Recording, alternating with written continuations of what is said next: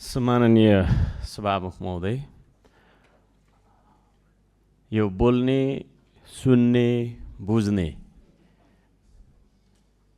अनि स्वीकार गर्ने, अस्वीकार गर्ने यो कुरा प्रक्रियागत ढङ्गबाट अगाडि बढ्छ।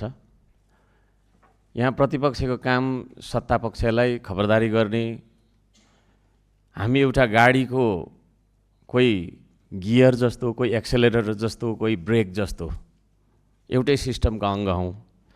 तर आजको यो हाम्रो बहस पैरवी सुन्दाखेरि को चाहिँ हामी जान्ने हैन, कसले कसलाई धेरै आरोप लगाउन सक्ने भन्ने हिसाबबाट उद्धत भएको जस्तो देखियो।